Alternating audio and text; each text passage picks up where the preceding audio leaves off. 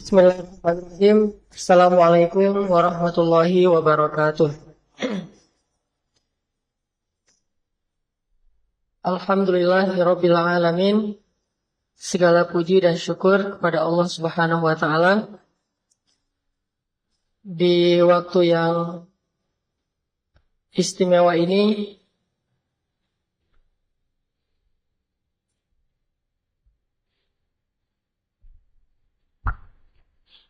Allah Subhanahu wa taala memberi kita taufik untuk bisa duduk dalam majelis ilmu.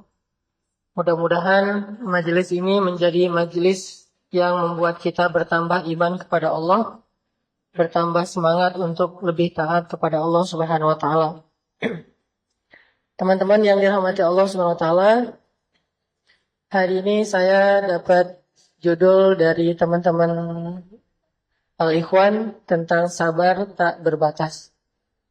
Sebelum kita ngebahas tentang bab sabar tak berbatas ini, coba teman-teman buka dulu Al-Quran. Kalau yang punya aplikasi Al-Quran di handphonenya, ada di surat Al-Baqarah ayat 153. Surat Al-Baqarah, surat Al-Baqarah itu surat keberapa?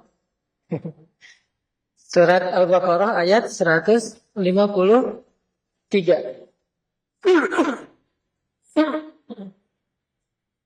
Saya akan bacakan surat Al-Baqarah ayat 153 sampai 157.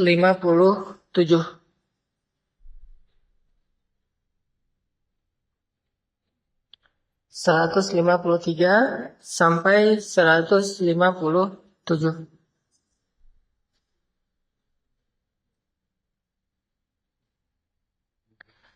أعوذ بالله من الشيطان الرجيم بسم الله الرحمن الرحيم يا أيها الذين آمنوا استعينوا بالصبر والصلاة إن الله مع الصابرين ولا تقولوا لمن يقتل في سبيل الله أموات بل أحياء ولكن لا تشعرون ولنبلونكم بشيء من الخوف والجوع ونقص من الأموال والأنفس والثمرات وبشر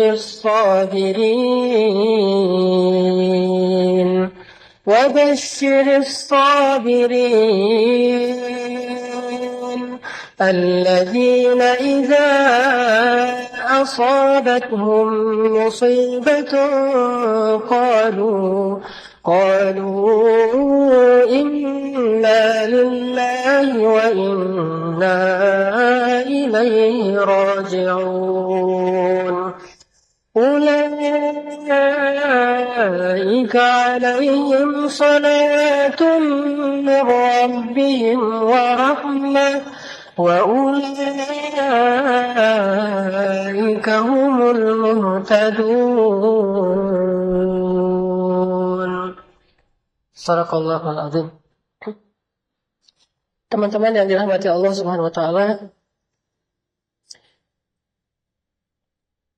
sabar itu adalah lebih dari setengah cabang-cabang iman. Jadi kalau Nabi pernah menyampaikan bahwa iman itu ada sekitar 60-an cabang, bid'ah wasitun, ada sekitar 60-an cabang iman, lebih dari 30-an cabang iman itu didapatkan dengan sabar. Kita mau jadi orang yang bertakwa, harus sabar. Mau jadi orang yang istiqomah, harus sabar. Mau menjadi orang yang taat, harus sabar. Mau menjadi orang yang mulia akhlaknya, sabar. Hampir seluruh cabang iman dalam agama kita itu didapatkan dengan sabar. Sehingga Allah sering tuh menyebutkan di antara ciri-ciri orang yang beriman itu adalah orang yang sabar dalam ujian.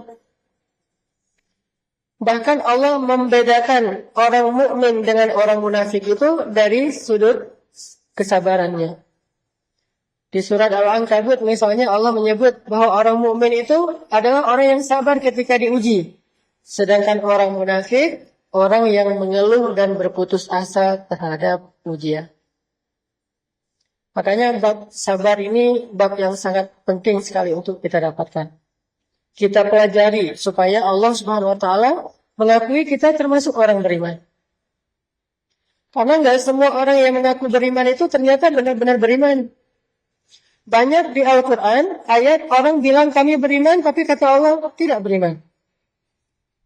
Salah satunya itu di awal surat Al-Baqarah yang terkenal. وَمِنَ النَّاسِ مَنْ يَقُولُ آمَنَّا بِاللَّهِ وَبِالْيَوْمِ الْآخِرِ. Di antara manusia ada yang mengatakan amanna, kami telah beriman. وَمِنَ النَّاسِ مَنْ يَقُولُ آمَنَّا بِاللَّهِ, kami beriman kepada Allah. Amanna billahi wa bil yawmil akhir, kami beriman kepada akhirat. Kata siapa? An-nas, kata orang, kata manusia, kata kita. Tapi apa komen Allah? Jadi kita ngeposting, saya orang beriman. Tiba-tiba Allah nge-komen. Komennya, wa ma hum bimu'minin. Kalian mah bukan orang beriman. Gitu. Kayak ada orang lagi senang-senangnya main skate. Kan di antara brand-brand skate yang cukup terkenal itu ada majalah Tracer misalnya. Ada brand DC. Atau ada Vans. Orang kalau lagi awal-awal senang main skate kan suka pakai baju yang tulisan DC-nya gede gitu. Biar semua orang tahu bahwa saya mah anak skate gitu. Posting di Instagram pakai baju DC atau pakai baju Tracer, topinya DC, sepatunya Vans. Jadi semua brand skate itu dipakai sama dia. Diposting di Instagram supaya orang ngelihat, wah ini mah anak skate banget nih. Tapi walaupun dia kayak gitu, kemudian dia naik di atas papan skate, kayaknya gayanya tuh nggak skate banget. Apalagi kalau postingnya itu bukan foto, tapi video. Begitu dia ngebosek bahasa Indonesia apa? Jadi begitu dia naik di atas papan, cara ngeboseknya, cara dia ridingnya, nggak ada trik, nggak ada apa-apa, kelihatan banget bahwa dia tuh maksa, bukan anak skate. Akhirnya yang punya majalah Tracer atau brand ambassador DC sama fans komen di bawah, lo kalau bukan anak skate gak usah ngaku-ngaku gitu. Lo kalau bukan anak skate gak usah ngaku-ngaku. Itu pernah tuh kemarin ada satu artis internasional yang cukup terkenal, cuma saya gak mau nyebut namanya. Ini artis anak muda banget, penyanyi pop terkenal, pernah jadi paling hit. Followersnya tuh di atas 10 juta. Tapi dia bukan anak skate. Tiba-tiba dia pakai simbol Tracer, simbol brand skate, majalah skate, dan kayak seolah-olah dia pengen diaku bahwa saya mah artis yang senang main skate. Langsung dari pihak Tracer komen di bawahnya tuh, kamu kalau mau posting, tolong jangan pakai brand kita, karena kamu itu bukan brand ambasadornya skate. Jadi bikin ilfil anak-anak skate yang lain. Ini gitu juga, dia posting amanna billah, dia posting asyhadu an la ilaha illallah, dia posting raditu billahi rabba, dia posting kalimat-kalimat yang seolah-olah pengen diaku bahwa saya itu orang beriman. Dia posting gitu. Allah yang lebih tahu siapa hambanya yang beriman. Tiba-tiba Allah komen, Kamu mah bukan orang beriman, jadi nggak usah ngaku-ngaku. Wa ma hum bimu'minin. Kurang lebih kayak gitu. Kalau saya senang main di laut, orang-orang kalau yang awal-awal belajar surfing tuh pengen pakai baju yang tulisannya Rip Curl, gede, gitu ya. Rip Curl atau Quicksilver. Dan gitu posting bahwa dia bawa papan, padahal belum bisa paddling, apalagi sampai take off ngambil ombak. Bawa papan doang posting pakai Rip Curl, pakai Quicksilver gede, atau pakai brand-brand yang surfing. Akhirnya anak-anak surfer ngeliat itu jadi ilfil. Wah, dia mah bukan surfer, dia nggak pernah main di pantai. Tiba-tiba foto ngeposting di sosial media kalau dia seolah-olah anak surfing. Akhirnya pada komen, lu nggak usah ngaku-ngaku dah. Begitu juga orang yang mengaku beriman. Kalau dia nggak punya bukti bahwa dia orang beriman, maka Allah akan komen, wa ma hum bimu'minin. Atau ada orang yang ngefans sama DJ. Saya pengen jadi DJ terkenal. Cuman dia nggak pernah nge-DJ. Nyanyi juga soalnya fals. Main musik juga nggak ada yang bisa. Tapi pengen jadi DJ terkenal pakai alat-alat DJ gitu kayak apa, earphone gitu, saya nggak tahu apa namanya. Kemudian kayak berdiri di antara lighting yang gelap, terus ada banyak lighting, terus gini-gini. Padahal nggak bisa nge-DJ. Akhirnya DJ yang terkenal komen di bawahnya, nggak nge-like, cuma komen doang. Pernah manggung di mana? Nanya gitu sendiri gitu, sambil ketawa-ketawa. Yang lain semuanya pada ilfil. Ini orang yang namanya ngaku-ngaku. Maka ada juga di dalam surat Al-Hujurat, orang Arabi bilang gini, Qalatil a'rabu amanna قل لم تؤمنوا ولكن قولوا أسلمنا ولما يدخل الإيمان في قلوبكم. Ada orang Badui bilang ke Rasulullah, amanna, kami beriman. Kata Allah bilang ke dia, Muhammad kasih tahu ke dia, lam tu'minu, sama sekali kamu belum beriman. Kamu baru masuk Islam, belum beriman sama sekali. Karena iman belum terbukti dan belum ada di dalam hati kalian. Ternyata enggak semua orang yang mengaku beriman, Allah like. Enggak semua orang yang posting, la ilaha illallah, Allah like. Enggak semua orang yang posting, raditu billahi rabbah, Allah langsung like. Enggak semua. Allah pengen lihat dulu, postingannya ini benar belum nih? Dia kalau nge-posting video, mainnya sesuai nggak dengan citra yang dia lagi bangun? Jangan-jangan kontras. Nge-posting seolah-olah dia anak musik underground, musiknya pengen ikut-ikut NoFX misalnya, yang apa undergroundnya di legend yang di luar negeri. Saya mah pecinta NoFX sebutannya. Saya supporter NoFX, fans NoFX gitu.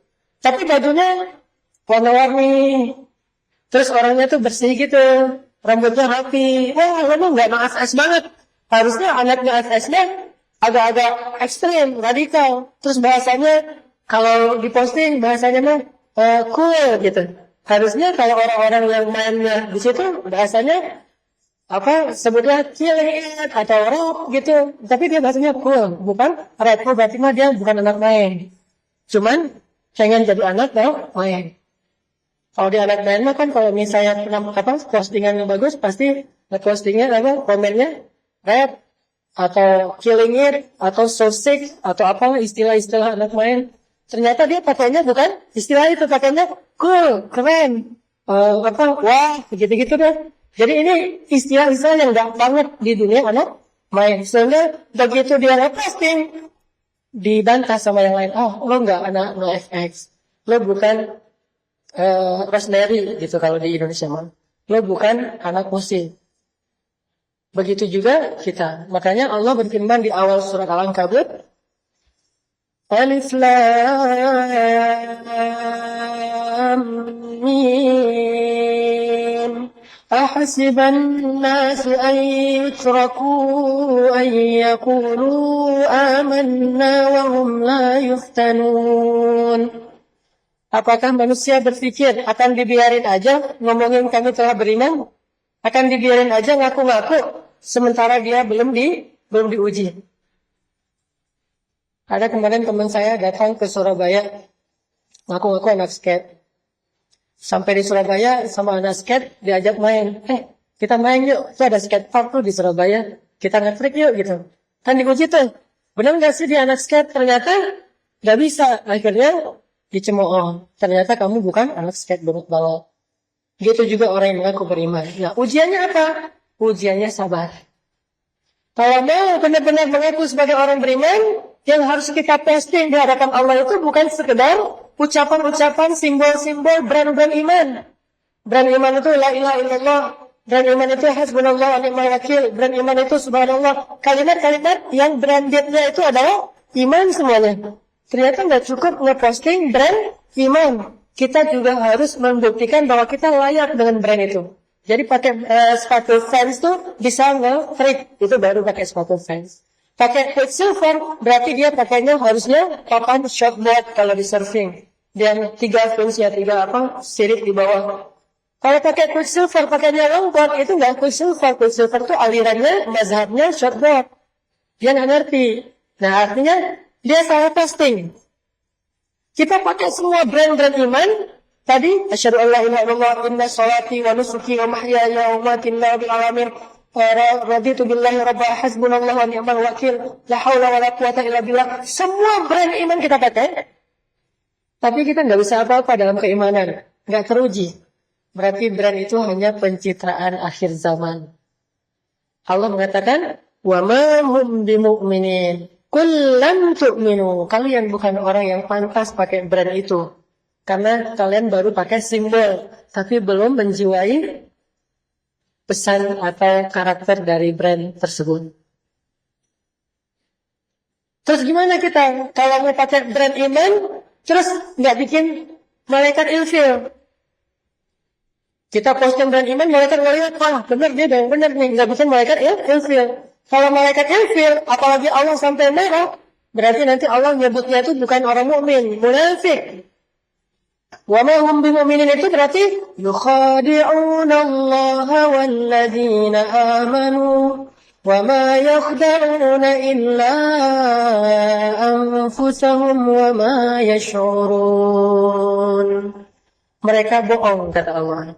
Fake kalau bahasa sosial media. Postingin dengan brand tadi, fake lah gitu. Plagiat, segala macam bahasa-bahasa sosial media. Ternyata nggak benar. Fake itu bahasa lainnya dah munafik. Muna spasi fake. Itu bahasa Al-Qur'annya munafikun. Munafik, bahasa sosial medianya muna__fake.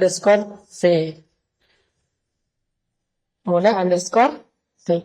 Kenapa disebut fake? Soalnya nggak sesuai antara brand dengan akhlaknya. Dianggap fake, bohong, yukhadi. Padahal hanya membohongi diri sendiri. Kenapa bisa kayak gitu? Fi qulubihim maradun fazadahumullahu marada. Hati mereka itu ada penyakit. Apa penyakitnya? Pengen eksis, tapi nggak mau usaha. Pengen eksis, tapi nggak sejati.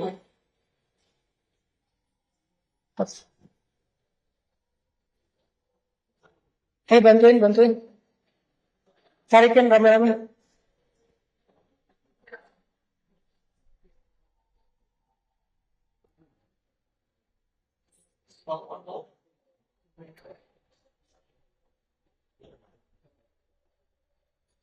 Sama hati-hati kalau yang bawa anak takut naik tangga sampai ke atas dijagain.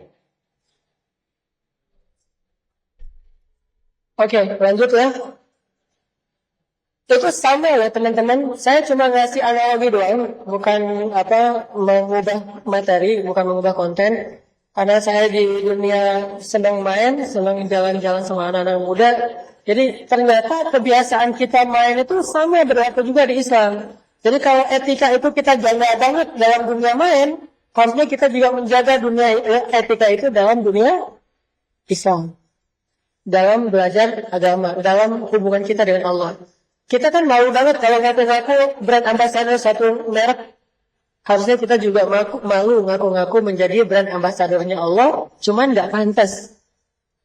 Kalau gitu nggak usah ngaku-ngaku, sebelum kita buktiin dulu. Nanti begitu kita buktiin kalimat la ilaha illallah kita itu, langsung Allah like. How to get more like from Allah. Begitu kita posting la ilaha illallah, Allah langsung like. Kita posting hasbunallah, Allah langsung like. Kita posting la haula wala quwwata illa billah, langsung like. Begitu kita miss call Allah, Allah confirm balik. Gimana miss call Allah? Ya Allah, kita baru mengenalkan Allah nih, langsung Allah kawan kita tuh. Kenapa? Allah udah peduli sama kita, Allah respect sama kita. Tapi kalau misalnya kita fake, kita miss call 10 kali juga nggak akan dibalas, siapa sih ini? Yang ada kita kegeeran. Ini karena kita Muna_V. Nah, sekarang kita belajar gimana cara ngulik sabar. Biar sabar kita layak untuk bisa pakai brand-brand iman. Biar sabar kita tuh pantas disebut sebagai orang-orang yang brand ambassador tadi. Oh, ternyata dia mukmin sejati. Oh, ternyata dia anak main sejati. Oh, dia ternyata anak underground sejati. Gimana biar bisa gitu? Buktikan dengan kesabaran kita. Sabar itu harus luar biasa. Mungkin ada istilahnya sabar amatir, ada sabar pro. Tadi baru mulai main amatiran. Nanti makin jago, juara di banyak kompetisi, di banyak ujian, jadi pro kan? Makin sering juara, makin pro. Punya ranking di kelas dunia. Sebutlah kalau teman saya di Bandung ada namanya Tevi Permana, anak skate. Tevi Permana ini punya ranking di Indonesia, termasuk misalnya 10 besar. Kenapa bisa dapat ranking 10 besar? Karena di setiap kompetisi, di setiap pertandingan, dia sering juara. Lulus, gol gitu.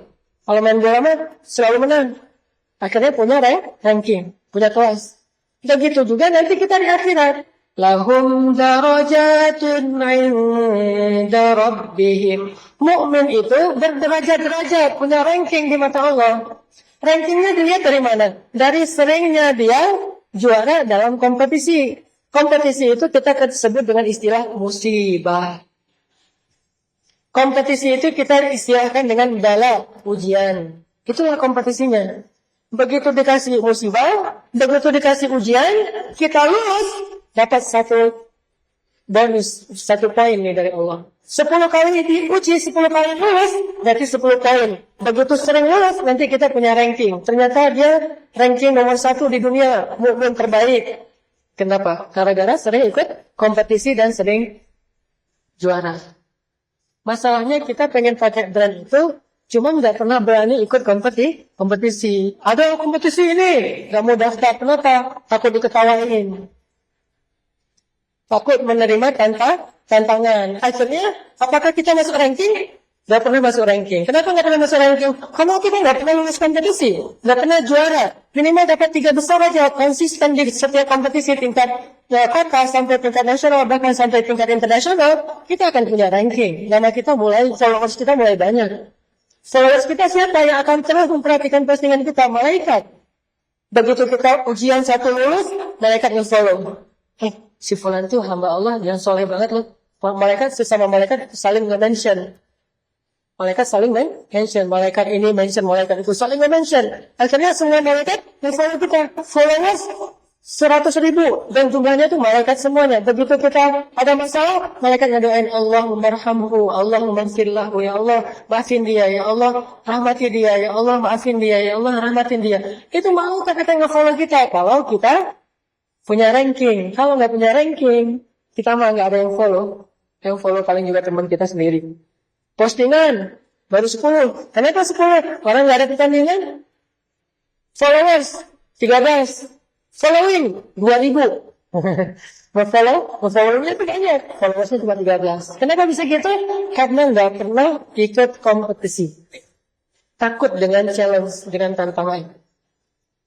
Itu yang jadi masalah kita sebagai hamba Allah. Kurang berani untuk tampil di hadapan Allah, di hadapan malaikat, di sebuah kompetisi hidup yang kita sebut dengan istilah ujian, musibah, masalah, dan seterusnya. Dikasih ujian sakit, juara. Dapat poin. Dikasih ujian pekerjaan, juara, dapat poin. Dikasih ujian sosial, muamalah, akhlak, juara lagi, dapat poin lagi. Dikasih ujian perasaan, juara lagi, poin lagi, terus saja ke poin. Lama-lama punya ranking. Itu yang kita belajar dari sahabat. Analogi yang sama. Dan itu bukan dibuat-buat. Emang kayak gitu kehidupan. Sunnatullahnya udah kayak gitu. Dari dulu juga udah kayak gitu. Kenapa para anbiya itu ada rankingnya? Dari 124 ribu nabi. Kemudian yang kita hafal 25. Plus yang disebut di Al-Quran mungkin kayak Nabi Khidir. Terus Nabi Joshua. Nabi Joshua itu muridnya Nabi Musa. Yang di surat Al-Kahfi. Yusha bahasa Arabnya. Ada Nabi Yusha. Ada Nabi Daniel. Nah, di antara sekian puluh Nabi itu sebenarnya 26 Nabi kayak plus dengan Nabi Khidir.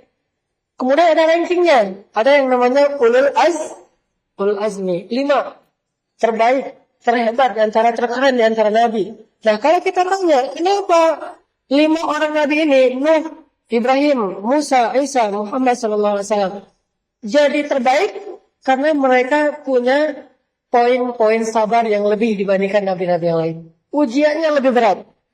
Kesabarannya lebih luar biasa. Padahal ada nabi yang sabar dengan sakit, yaitu Nabi Ayub. Ada yang nabi sabar dengan istrinya, yaitu Nabi Lut. Tetapi tetap aja 5 nabi ini sabarnya di atas rata-rata nabi-nabi yang lain. Sehingga karena poin sabarnya tinggi, bukan cuma diaku sebagai hamba Allah yang mukmin, bukan cuma nabi, tetapi ulul azmi. Itu lewat sabar. Makanya kalau dibilang sesungguhnya iman itu sabar, sabar itu iman, benar juga kata ulama kayak gitu. Apa itu iman, Ustaz? Iman itu sabar. Sabar itu apa? Iman. Itu tahu aman. Itu kembaran tuh. Kalau kita mau bicara iman, wajib sabar. Kalau kita bisa bersabar, insya Allah itu didasari dengan keimanan. Jadi gimana caranya nih? Biar kita pas ngeposting brand-brand iman, brand-brand tauhid, Allah enggak komen kita dengan komen Muna_Sheikh. Tapi komen Allah adalah ulaika humus shadiqun. Benar tuh kata Allah. Ulaika humul mu'minuna haqqan. Itulah mukmin sejati. Senang gak sih kalau dapat komen dari orang-orang yang menurut kita keren? Dapat like sama komen dia. Karena saya sedang main laut, main air. Pernah saya nge-posting apa gitu di Instagram, yang komennya itu The Perfect Wave. The Perfect Wave itu Instagram para surfer profesional tingkat dunia. Jadi di situ postingannya itu apa? Ombak-ombak yang bagus. Di Hawaii, di Maldives, di Bali, di Mentawai, di Nias. Pokoknya The Perfect Wave itu postingan orang-orang yang pemain pro. Saya posting nih di Instagram saya. Tiba-tiba The Perfect Wave komen. Wah, saya surprise banget tuh. Masya Allah, luar biasa. Jadi GR sendiri gitu ya. Karena yang komen adalah The Perfect Wave. Coba kalau yang komen, misalnya saya lagi posting sesuatu di Instagram saya. Yang komen yang nge-like-nya Kelly Slater. Legendnya surfer. Wah, pasti kan, wah, GR langsung di-capture. Udah gitu, diposting ulang capturannya. Saking bahagia. Anak musik juga gitu. Yang komen adalah misalnya anak musik country di Indonesia mah yang komen tiba-tiba adalah One False. Komen, like, dan komen. Wah, bagus. Suaranya, wah, langsung di-capture, di-posting ulang. Dan langsung dapat like banyak. Apa kita nggak bangga, nggak bahagia kalau kita nge-posting kesabaran, Allah yang nge-like, Allah yang komen, Allah yang ngasih kejutan buat kita, sehingga kita bahagia banget. Oh, saya pengen dapat more like from Allah dengan sabar.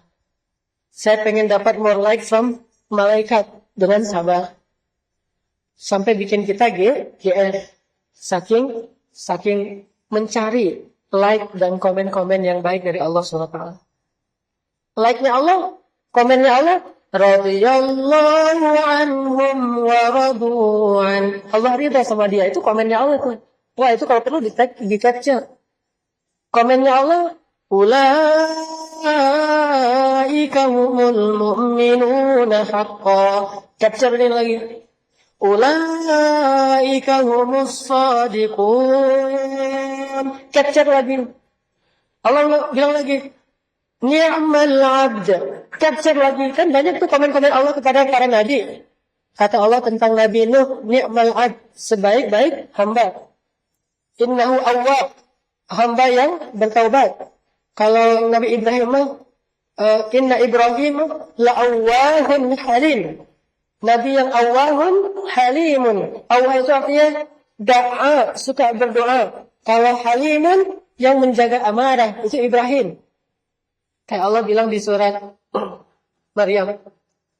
واذكر في الكتاب مريم واذكر في الكتاب إدريس واذكر في الكتاب إبراهيم واذكر في الكتاب banyak kalimat-kalimat واذكر. Ingat kisah Ibrahim. Innahu kana siddiqan nabiyya. Ibrahim itu hamba yang sangat beriman, siddiq, selalu membenarkan firman Allah. Innahu kana siddiqan nabiyya. Atau nabi yang lain disebut dengan nabi yang sadiqal wa'di wa kana 'inda rabbih mardiyya. Nabi Ismail selalu menunaikan janji dan Allah ridha sama dia. Ini kan komen-komen langit nih. Ini like dari Allah. Sehingga apa kita nggak bangga kalau kita bisa dapat itu? Gimana dapatnya Ustaz? Kan kita bukan nabi. Nggak ada lagi komen-komen yang tertulis. Kita bisa mendapatkan itu dengan lauhah spanduk di surga. Kita nggak ngelihat itu di dunia mungkin. Tapi kita melihat itu di surga. Atau komen itu akan keluar lewat orang-orang soleh. Ada orang soleh ketemu kita bilang, Masya Allah, Masya Allah. Itu komen dari Allah. Lewat orang soleh. Ada orang beriman, orang yang taat, orang yang ahli ibadah. Dekat sama kita. Masya Allah dia bilang, Lillahi darruk. Lillahi darruk itu artinya, kamu tuh keren banget, semoga Allah membalasmu. Barakallah. Itu kan komen-komen kan? Barakallah, Masya Allah, Lillahi darruk. Jazakallahu khair. Ini kalimat-kalimat komen yang datangnya dari Allah cuman dengan media sosial, yaitu manusia. Nggak pengenkah kita dapat komen itu dari ulama? Masya Allah, kata ulama, begitu kita baca Al-Quran, ulama ngedengerin, dia kesal, lalu dia Masya Allah, Barakallah. Itu komen dari Allah. Kita rajin ke masjid, ketemu orang sholat, dia bilang, ini luar biasa, semoga istiqomah, ya, barakallahu fiik, atau jazakallahu khair. Itu dapat komen dari Allah. Nah, kita akan mendapatkan semua itu dengan cara ngeposting lebih banyak action sabar kita terhadap masalah-masalah. Harus lebih sering ziarah di kompetisi hidup yang disebut dengan ujian. Bala.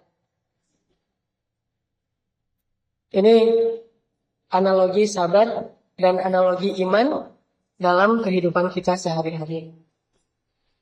Terus poin kedua adalah gimana caranya biar bisa sabar. Setidaknya dari para ulama diajarkan 3 cara supaya kita bisa sabar. Ini cara praktisnya biar sabar. Pertama, kalau pengen sabar, perbanyak sujud, perbanyak ruku, perbanyak sholat. Begitu kita masuk kompetisi hidup, ada masalah, langsung sholat. Wudu, sholat 2 rakaat. Terserah mau dikasih nama apa. Mau sholat sunnah mutlak, mau sholat taubat, mau sholat hajat, mau sholat galau. Sholat galau itu apa?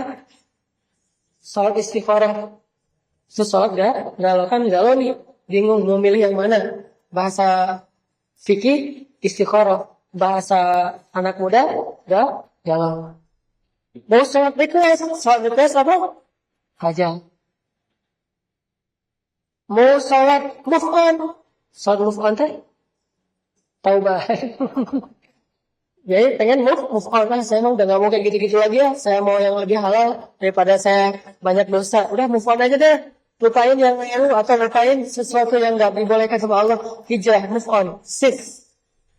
Caranya dengan taubat. Terus nama fikihnya apa? Itu mah urusan fikih. Yang penting sholat aja. Sebelum kita ribut dengan fikih, ada itu boleh dan tidak.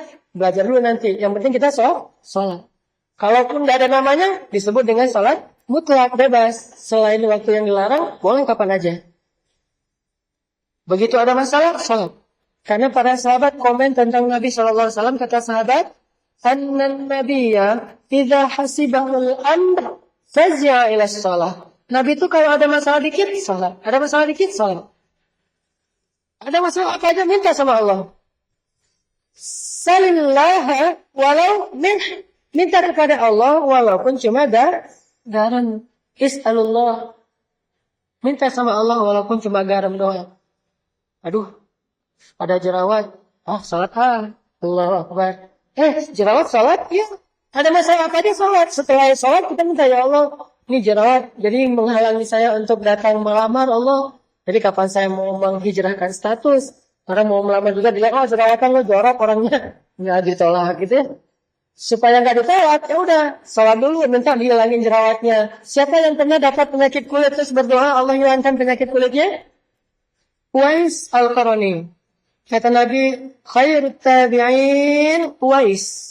Sebaik-baik generasi tabi'in adalah Uwais. Dari sebuah desa namanya desa Qaran di Yaman, sehingga kita kenal dengan nama Uwais Al-Qarani. Kalau di kita sekarang kan ada Al-Bukhari ya.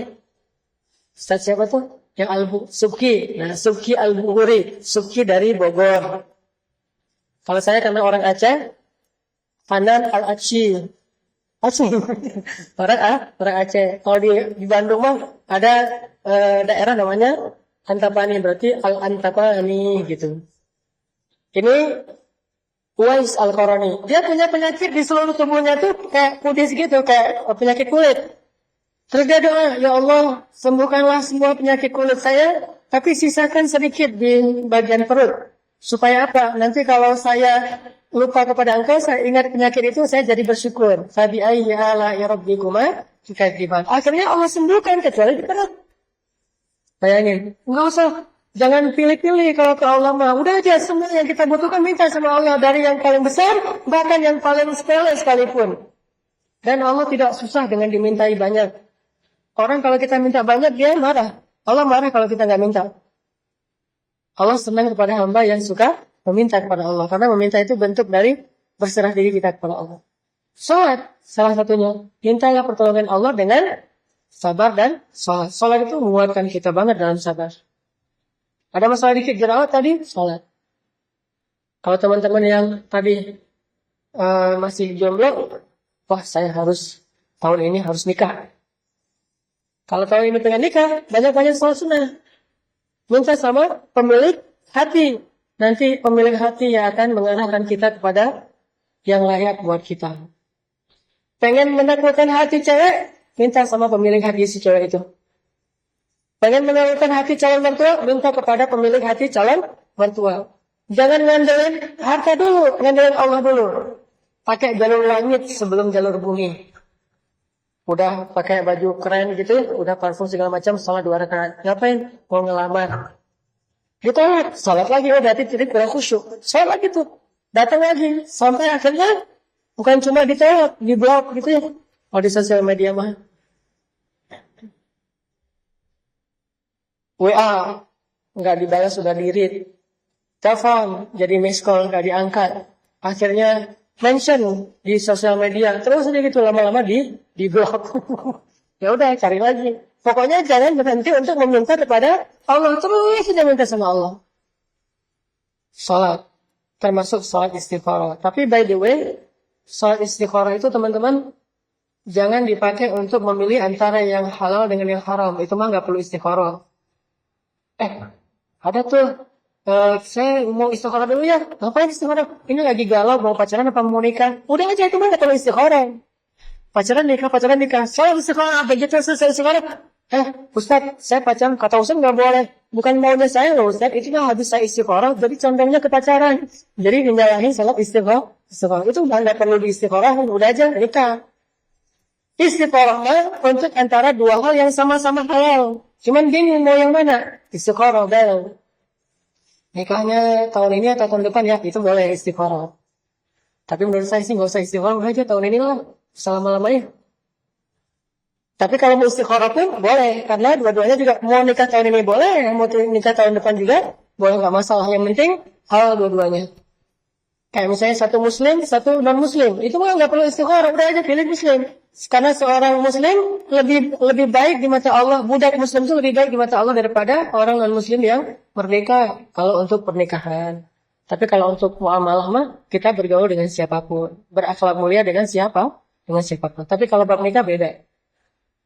Salat. Saya ada cerita tabi'in namanya Urwah bin Zubair. Urwah bin Zubair itu anaknya siapa? Zubair. Anaknya Zubair. Namanya juga Urwah bin cerdas. Urwah bin Zubair. Urwah bin Zubair itu adiknya Abdullah bin Zubair. Anaknya Asma binti Abi Bakr. Jadi Urwah bin Zubair itu cucunya Abu Bakar As-Siddiq. Suatu hari Urwah bin Zubair divonis sama dokter kena penyakit sejenis kanker atau tumor di kakinya, sehingga kakinya harus diamputasi. Ini Urwah bin Zubair. Akhirnya para tim dokter, tabib ngumpul tanya kepada Urwah, kalau kita nggak mengamputasi kaki Anda, takutnya virusnya menyebar ke seluruh tubuh. Apakah kamu mau diamputasi? Artinya kamu akan kehilangan sebelah kaki. Kata dia, ya sudah, lakukanlah. Lillahi ma'ata wa lillahi ma'akhal. Dia bilang, punya Allah lah apa yang Allah kasih, dan punya Allah juga apa yang Allah ambil. Kalau bahasa lainnya, innalillah wa inna ilaihi rajiun. Kalau bahasa orang Arab mah, lillahi ma'ata wa lillahi ma'akhal. Kalau orang Indonesia nyebutnya innalillah wa inna ilaihi rajiun. Udah, ya udah kalau gitu sepakat. Tanda tangan dulu dong, tanda tangan. Zaman dulu. Tanda tangan bahwa dia siap diamputasi. Datang tim dokter, Urwah udah tidur. Tiba-tiba tim dokter ngasih minuman khamar. Kata dokter, Urwah minum ini dulu. Kata Urwah, buat apa itu? Apaan itu? Ini khamar. Apa yang saya minum itu? Biar kamu pingsan. Jadi kayak orang teler gitu. Sehingga nggak ngerasain kaki kamu diamputasi. Kata Urwah, demi Allah, saya tidak mau mendapatkan kesembuhan dengan cara yang haram. Saya nggak mau minum itu. Kata Urwah. Oh gitu ya. Ya udah deh, ganti aja. Ini aja nih, bius lokal. Nggak perlu sampai bius total. Apa itu bius lokal? Maksudnya supaya kamu nggak ngerasain kesakitan. Kata Urwah, bukankah rasa sakit itu menggugurkan dosa? Bagaimana saya mau menghilangkan satu kesempatan digugurkan dosa dengan rasa sakit? Enggak, saya mau pengen digugurkan dosa, biarin aja sakit. Urwah, ini mah bukan cuma dicubit, sakitnya sakit banget. Gak apa-apa, makin sakit banget, berarti makin banyak dosa yang diampunin. Tadi tuh, juara di kompetisi sabar. Wah, gak mau minum khamar, gak mau dibius. Gimana tuh caranya? Ya udah, datangin banyak orang, datangin Urwah. Kata Urwah, ini ngapain pegang-pegangin saya? Kata dokter, supaya kamu gak meronta-ronta. Kata Urwah, gak perlu yang gitu-gitu. Enggak, kalian pergi aja. Kalau mau dipotong kaki saya akan sholat. Dalam riwayat yang lain dikatakan, saya akan mengingat Allah, akan zikir. Masa bisa? Dengan seizin Allah bisa. Saya akan tahan itu dengan sholat. Akhirnya, dia bilang, begitu nanti saya udah sholat, baru kalian datang ya. Ya, Allahu Akbar sholat. Mulai dokter. Giris kulit dulu.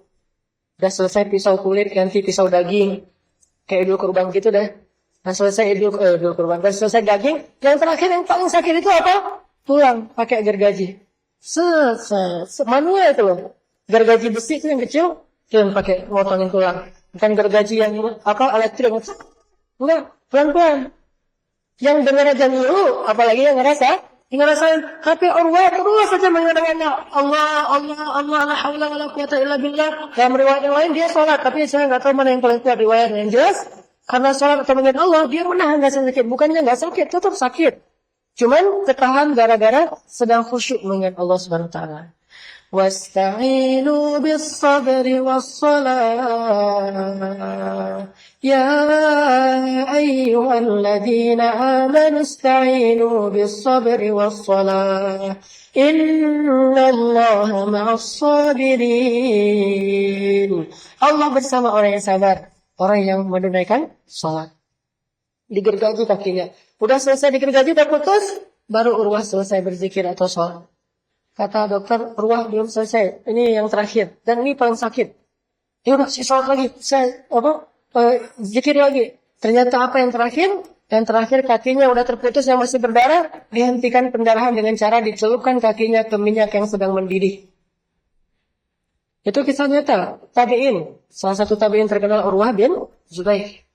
Dimasukinlah kakinya ke dalam minyak mendidih, langsung Urwah mengatakan la ilaha illallah, pingsan saking sakitnya. Tapi dia tahan dengan zikir. Pingsan, pas sudah sadar dari pingsan, dia lihat kakinya, dia pegang, dia katakan, demi Allah, saya tidak pernah memakai kaki ini untuk bermaksiat kepada Allah.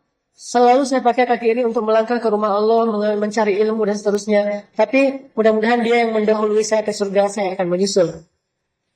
Dia mendahului saya ke surga dan saya akan menyusul, kata Allah. Ini sabar yang kita dapatkan lewat sholat. Jadi begitu kita ada masalah, langsung sholat. Kalau orang-orang yang belum memahami Islam, mungkin pelampiasan dari masalahnya itu dia ke beer house, dia dugem, dia jalan sama temennya, dia nonton, dia main misalnya. Kalau saya lagi ada galau gitu, saya akan ke laut dan mencari ombak yang paling gede, minta digulung sama ombak gitu. Pelampiasannya, saya mau digulung sama ombak, bukan berel, malah pengen digulung-gulung aja. Kenapa? Pelampiasan. Orang yang beriman, pelampiasannya, kalau lagi ada masalah, dia sholat. Makin berat masalah, makin panjang sholatnya. Makin banyak masalah, makin banyak rakaatnya. Makin besar masalah, makin lama sujudnya. Kepada siapa lebih baik kita kembali kecuali kepada Allah? Siapakah yang lebih baik dalam memberi jalan keluar daripada Allah Subhanahu wa Ta'ala? Makanya sholat itu harus jadi dalam tanda petik pelampiasan terhadap masalah-masalah kita. Ada masalah, datang ke masjid. Ada masalah, datang ke masjid. Dan itu ngefek banget loh. Masalah keluarga, datang ke masjid. Nabi kan pernah itikaf di masjid, kalau nggak salah sekitar 29 malam, apa 19 malam, 29 malam, gara-gara lagi kecewa sama semua istri beliau. Istri-istri beliau semuanya pada sering mengganggu kenyamanan beliau dengan cemburu, menuntut, mengeluh. Akhirnya Nabi kecewa. Maka karena kecewa, Nabi mentahjir. Tahjir itu kalau bahasa kita mah pisah tempat tidur. Cuman pisah tempat tidurnya bukan di sofa, di mihrab. Jadi kalau kita pengen pisah tempat tidur, jangan cuma istri di kamar, kita di sofa. Kalau bisa, di atas sajadah. Kalau tidak ada bahu untuk bersandar, ada sajadah untuk bersujud. Jadi pisah tempat tidur itu di atas sajadah. Bukan sholat tapi tidur juga. Sholat di atas sajadah. Insya Allah Allah kasih jalan keluar. Setelah 29 malam, Nabi di atas sajadah di mihrabnya, akhirnya Allah Subhanahu wa Ta'ala menurunkan ayat untuk memberi nasihat kepada istri-istri beliau. Satu persatu istri beliau datang kepada Nabi dan minta maaf. Selesai masalah, minta sama Allah. Jadi kalau kita lagi ada banyak masalah, makin sulit, makin harus dekat sama Allah. Kalau enggak, kita akan rapuh banget. Orang kalau melampiaskan kesusahan dia ke entertain, pasti akan mencelakai diri sendiri. Makin banyak masalah, makin banyak ngerokok. Kan makin menyakiti diri sendiri kan? Makin banyak masalah, makin banyak ngedir. Kan makin menyakiti diri sendiri. Makin banyak masalah, makin sering jalan-jalan. Kan menyakiti dompet sendiri kan? Jadi makin banyak masalah kalau kita hanya melampiaskan dengan cara entertain, itu sebetulnya nambah masalah. Tapi kalau kita menjadikan entertain sewajarnya, bukan pelampiasan. Kalau pelampiasan kan pasti nggak wajar ya. Sewajarnya doang. Entertain mah jalan-jalan sewajarnya. Selama bukan haram. Kalau memang haram ya. Sekedar misalnya hiburan. Sewajarnya masih mending. Tapi jangan jadi pelampiasan. Karena nggak akan sehat. Harusnya pelampiasan kita itu sholat. Makin banyak masalah. Makin nambah rakaat sholatnya. Sholat sunnah.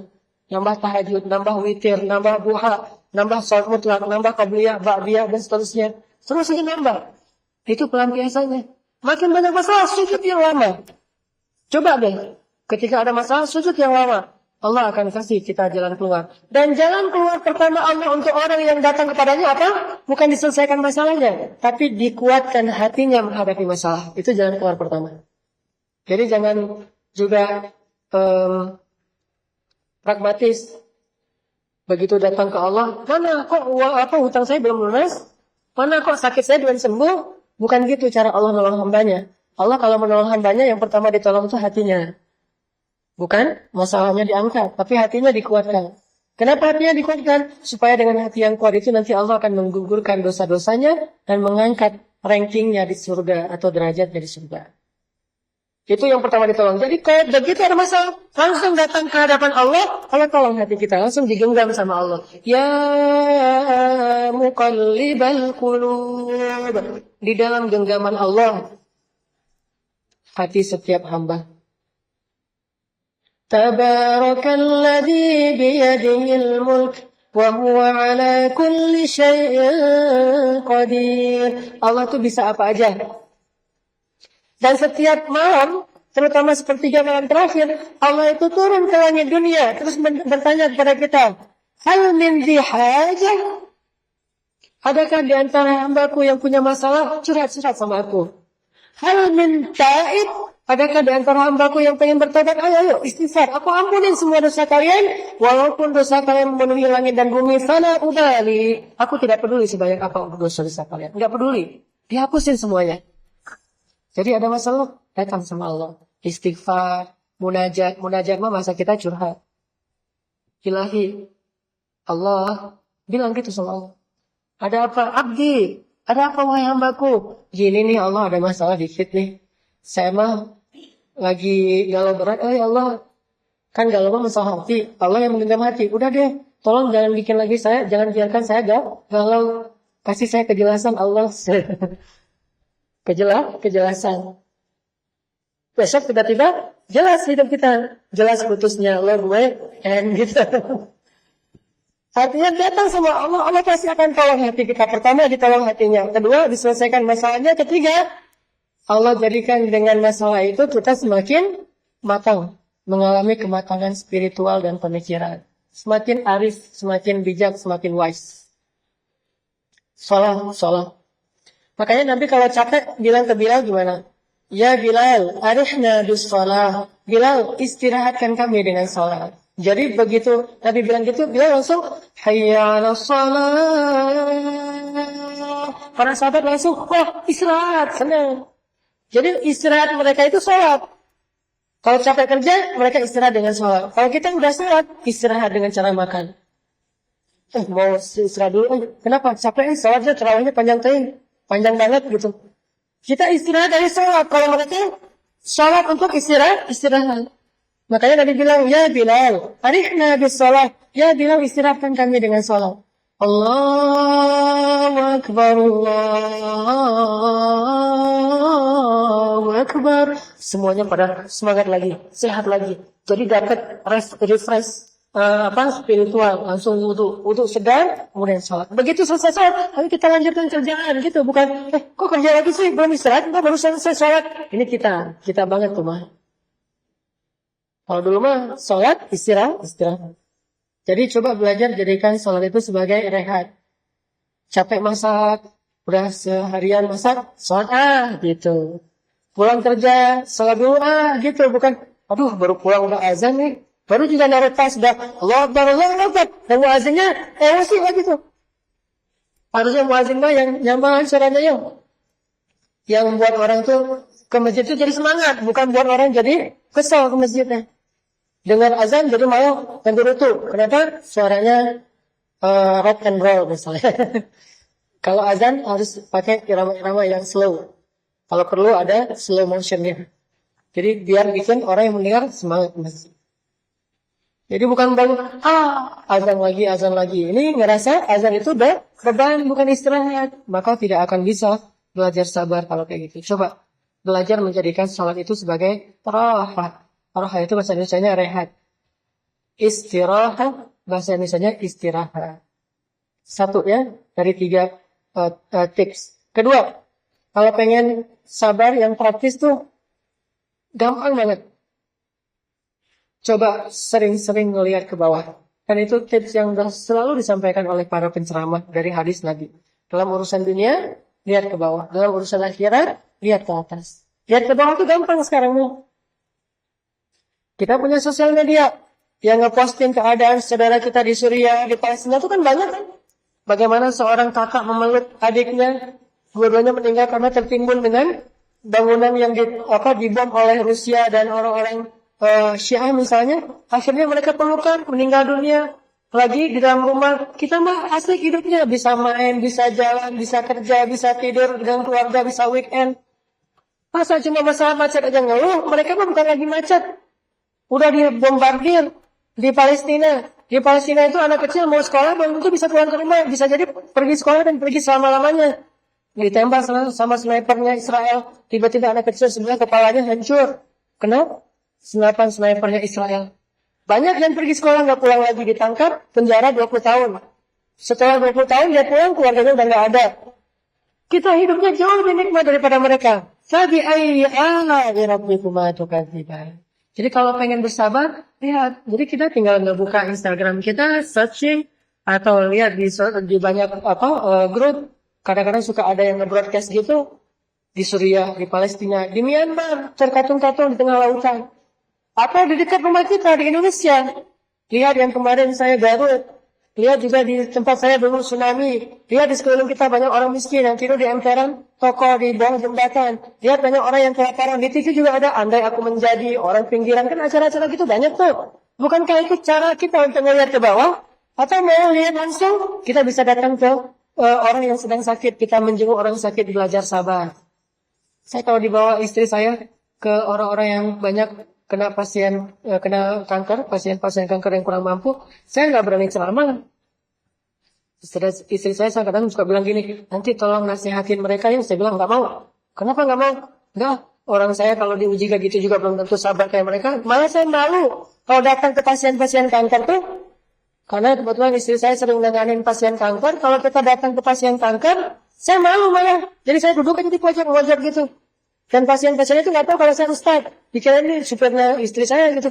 Datang duduk aja di pojok. Kenapa pojok gitu? Malu saya sama mereka. Mereka dikasih ujian seberat itu nggak malu. Saya nggak ada ujian kadang-kadang malu.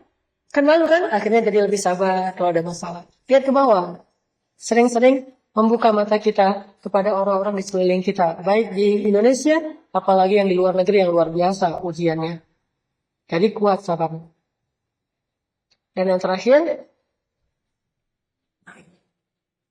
saya kalau ini maaf kalau kebanyakan analogi contoh-contohnya di surfing itu yang saya tahu aja karena saya suka main itu.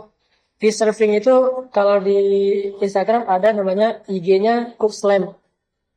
Cook Slam tuh Instagram surfing khusus yang fail, yang gagal. Yang gagal, yang dimakan hiu, ada di Cook Slam. Jadi begitu naik take off ngambil ombak, tergulung, masuk Cook Slam. Ada yang ketabrak sama teman-temannya sama yang bawa papan, masuk ke situ. Jadi pas saya ngeliat itu jadi ngerasa, kalau saya cuma capek doang pedal nggak ada apa-apanya dibandingkan yang main di karang. Kan ombak ada yang di pasir, ada yang di karang. Kalau di karang tuh lebih bagus, nggak bentuknya nge-shape. Kalau di pasir biasa. Saya mah mainnya di pasir, begitu gulung ombak sekali, paling-paling kehantam di pasir, keberat sedikit lah. Kalau yang di karang tuh bisa sobek, kepalanya sobek kayak gitu, masih mending saya mah nggak ada apa-apanya, semangat lagi. Begitulah hidup. Makin sering melihat orang yang lebih susah, makin kita survive, makin tough jadinya. Cari orang-orang yang lebih susah dari kita. Dan itu nggak jauh kok, nggak susah jadinya. Yang ketiga, pengen sabar, kita harus belajar memahami janji-janji Allah terhadap orang yang sabar. Wa basyiris sabirin. Sampaikan berita gembira kepada orang yang sabar. Ulaika alaihim salawatun min rabbihim wa rahmah. Allah akan mengampuni dosa mereka dan menyayangi mereka. Allah akan memberikan kepada mereka nanti di akhirat satu mimbar khusus namanya mimbar orang-orang yang sabar. Masuk surganya khusus dan seterusnya. Janji-janji. Kalau kita sabar nanti kita akan dapat ini. Kalau kita sabar kita akan dapat jalan keluar. Kalau kita yakin itu kita akan betah banget. Kayak orang skate yang rajin ngulik trik. Wah, mikirin trik tuh, ngulik trik harus kayak gini, harus kayak gitu. Terus aja jatuh berkali-kali. Dia ulik, kenapa? Karena dia tahu kalau udah bisa, nanti juara di kompetisi. Kalau juara kompetisi, naik ranking. Ngulik trik. Orang yang musik, mikirin lagu apa, lagi komposer gitu ya, mikirin lagu baru atau lagi coba latihan dulu sebelum perform. Karena dia yakin kalau udah sering latihan, insya Allah nanti pas perform, bisa perform. Jadi kalau kita tahu keutamaan dari sabar, kita akan bersyukur ketika dikasih masalah.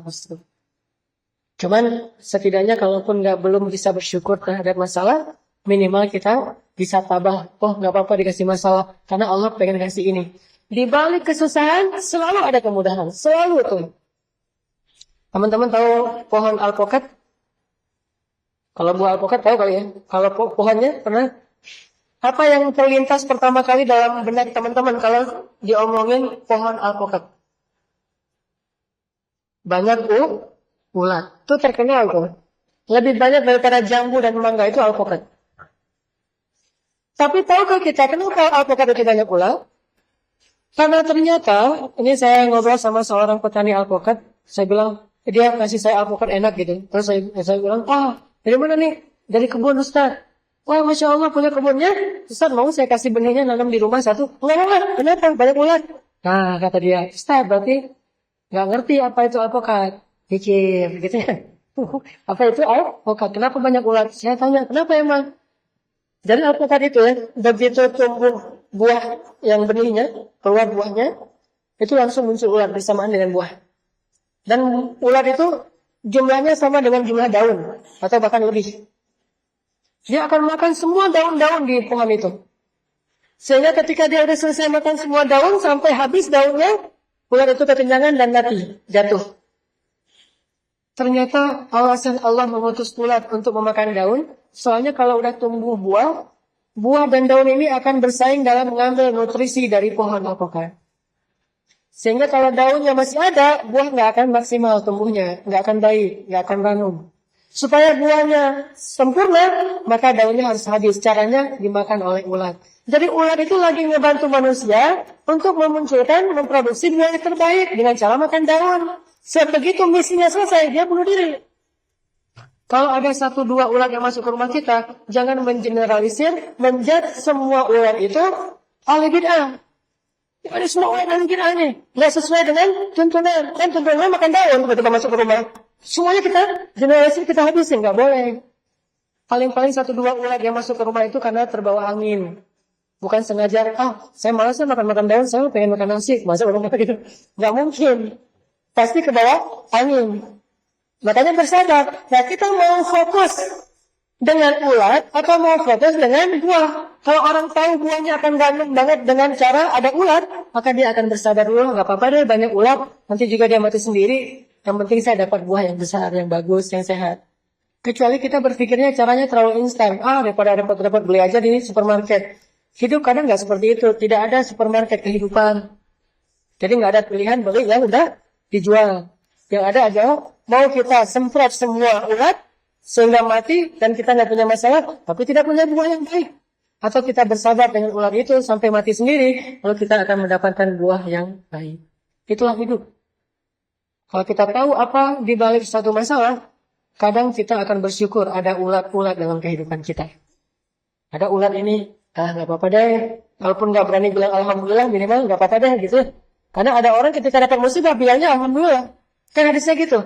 Ada seorang laki-laki yang anak semata wayangnya, kesayangannya meninggal dunia. Lalu Allah bertanya kepada malaikat maut dan Allah lebih tahu jawabannya. Kata Allah, ya malaikat, siapa yang kau cabut nyawanya? Kata malaikat, anak bayi. Apakah itu anak satu-satunya yang dimiliki oleh ayahnya? Ya Allah. Apakah dia sangat sayang kepada anak itu? Ya Allah. Bagaimana sikap ayahnya ketika tahu anaknya meninggal? Kata malaikat, ayahnya mengatakan, alhamdulillah, fa inna lillahi wa inna ilaihi raji'un. Segala puji bagi Allah, milik Allah yang Allah berikan dan milik Allah yang ambil. Akhirnya kata Allah, wahai malaikat, saksikanlah, aku mengampuni semua dosa hambaku itu dan menjanjikan untuk dia sebuah surga, dan di dalam surga itu ada istana namanya Baitul Hamdi, istana pujian. Cuman agak susah kita kalau dapat musibah bilang alhamdulillah. Apalagi kalau teman kita yang dapat musibah, gua baru putus, alhamdulillah. Bahaya itu. Baru putus di alhamdulillah, ini kan bahaya ya. Ternyata di antaranya gitu. Ada teman kita yang dapat musibah, anaknya meninggal atau dapat musibah apa gitu, ada keluarga meninggal, alhamdulillah rabbil alamin. Itu bakalan digebukin. Cukup buat kita sendiri aja. Kalau ada masalah, alhamdulillah, fa inna lillahi wa inna ilaihi. Buat kita sendiri aja. Untuk orang lain, alhamdulillahnya pelan aja. Inna lillahi wa inna ilaihi. Alhamdulillahnya udah duluan gitu. Ini kalau nggak mampu pun bilang alhamdulillah, minimal kita bilang inna lillahi. Dengan demikian kita udah menjadi orang yang sabar. Mudah-mudahan 3 tips ini bisa kita terapin dalam hidup kita. 1, banyak-banyak rukuk, sujud atau sholat. 2, lihatlah ke bawah. 3, fokusnya kepada kebaikan setelah ujian, jangan kepada ujiannya. Mudah-mudahan dengan demikian kita akan lebih tabah. Itu aja yang bisa saya sampaikan. Barakallahu li wa lakum. Assalamualaikum warahmatullahi wabarakatuh. Assalamualaikum warahmatullahi wabarakatuh. Alhamdulillahirrabbilalamin. Jazakallah khairan kepada Ustaz Hanan Ataki atas sharing ilmunya. Gimana kawan-kawan, seru banget ya Ustaz, bahasa-bahasanya kita banget ya. Mungkin kepada bapak, kepada ibu-ibu mungkin bisa dipakai untuk upgrade komunikasi sama anak-anaknya. Jadi mungkin pulang dari kajian apa bisa minta tolong anak-anaknya untuk bikin akun Instagram atau akun Twitter gitu. Jadi nanti bisa mention-mentionan gitu. Untuk selanjutnya mungkin kita buka sesi tanya jawab. Kita buka 2 pertanyaan dulu dari Ikhwan dan Ahwatnya dulu. Mungkin dari Ikhwan ada pertanyaan yang ingin disampaikan pada Ustaz Afadhal. Atau dari Ahwatnya mungkin ada yang ingin disampaikan.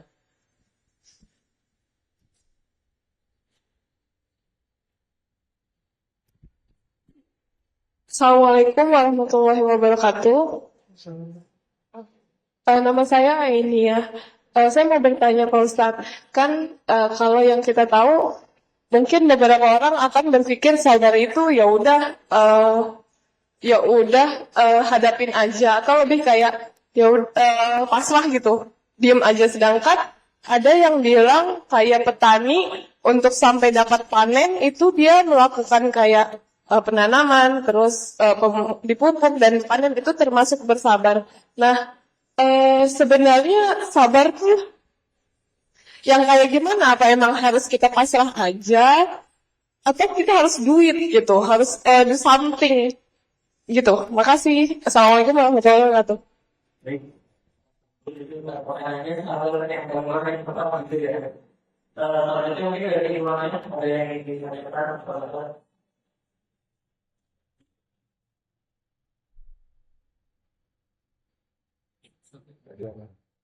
Ya.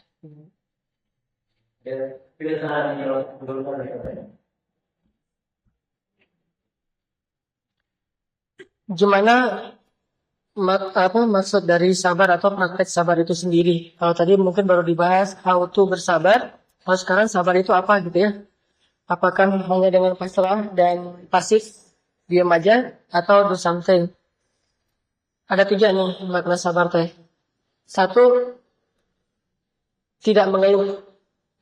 Kalaupun terlanjur mengeluh, karena itu kadang manusiawi, jangan sampai kita dikenal sebagai tukang ngeluh. Sesekali mengeluh itu wajar. Tapi jangan sampai menjadi tukang ngeluh. Ngeluh aja. Menyalahkan Allah, menyalahkan orang lain, mencari kambing hitam aja intinya. Ini ngeluh. Nggak bersyukur sama sekali. Yang dilihat fokusnya kepada yang kurang aja, yang nggak dia dapetin aja, yang nggak nyaman aja yang dia fokus. Sedangkan yang lebih, yang baik dia nggak fokus. Jadi makna sabar itu yang pertama, sesedikit mungkin mengeluh. Ada masalah, kayak misalnya mau jalan, hujan, bukan hujannya yang buat dia mengeluh, tetapi dia, kalau hujan berarti cari payung atau siapin jas hujan. Itu kan ikhtiar ya. Tapi nggak mengeluh, hujan, kemarin hujan, hari hujan terus gitu ya. Ini namanya ngeluh. Allah, kayaknya nggak begitu. Ini saya pengen hijrah. Saya baru pertama nih mau talim, tapi hujan. Baru pertama mau talim, hujan lah gitu. Karena ada musim hujan. Nah, ini ngeluh namanya, cari. Atau, lo sih ngambil jalan ini nih. Nggak tahu jalan ini macet, masih ngambil jalan ini. Kenapa nggak naik tol aja tadi? Segala macam cari kambing hitam. Ngeluh namanya. Kedua, sabar itu nggak putus asa. Nggak putus asa dalam arti menunggu datangnya jalan kedua. Karena Nabi mengatakan, intidharul faraj min indillah ibadatun. Menunggu datangnya pertolongan Allah itu adalah ibadah. Menunggu doang. Nunggu. Sakit. Sampai kita sembuh, kita nunggu, nggak mengeluh. Itu ibadah. Jadi bagi orang sakit, kalau dia nggak mengeluh dan sabar, setiap detiknya itu kayak orang berzikir atau sholat sunnah. Karena ibadah bagi dia. intizarul faraj, menunggu datangnya pertolongan Allah. Nggak putus asa menunggu. Kalau disuruh tunggu setahun, berarti setahun ibadah. Disuruh tunggu sebulan, berarti sebulan ibadah. Gimana makin lama masalah, makin lama beribadah. Dia paham itu. Menunggu. Yang kedua, setelah nggak ngeluh, terus menunggu. Yang ketiga, baru terus mencari jalan keluar dengan ikhtiar. Itu sabar. Orang yang nggak sabar berarti udah nggak mau ikhtiar yang Allah ridhoi. Dia ikhtiarnya ikhtiar pragmatis, sebut sakit. Pertama dia nggak terlalu banyak ngeluh, paling bilang aduh sakit, nggak bilang ini sakit kok nggak sembuh-sembuh, nggak ngomong gitu. Apa sih maunya Allah, nggak ngomong gitu, cuma bilang aduh sakit, wajar. Kemudian dia menunggu, sabar aja sampai sembuh. Ketiga, dia berikhtiar. Ikhtiarnya apa? Yang syar'i, yang Allah ridhoi. Contoh, ke dokter secara medis konvensional atau ke holistik dengan cara terapi atau herbal atau mungkin dengan cara ada terapi-terapi khusus. Yang penting masih syar'i. Kalau dia udah mulai putus asa tuh kelihatan dia mulai datang ke paranormal, ke dukun, orang pintar. Ini berarti udah putus asa. Ikhtiar juga, cuman ikhtiarnya tidak diridhai oleh Allah, berarti dia udah gak sabar. Jadi nggak ngeluh, nggak putus asa dalam menunggu datangnya jalan keluar atau pertolongan Allah. Dan yang ketiga, ikhtiar yang syar'i. Kalau udah nggak syar'i itu artinya nggak sesuai dengan syariat, berarti dia itu bukan ikhtiar namanya, tapi ikhtibar. Tapi ada lagi nih definisi sabar di sisi Rasulullah. Kata Nabi, as-sabru inda sidnatil ula. Sabar itu artinya atau dilihatnya di awal kejadian, itu sabar.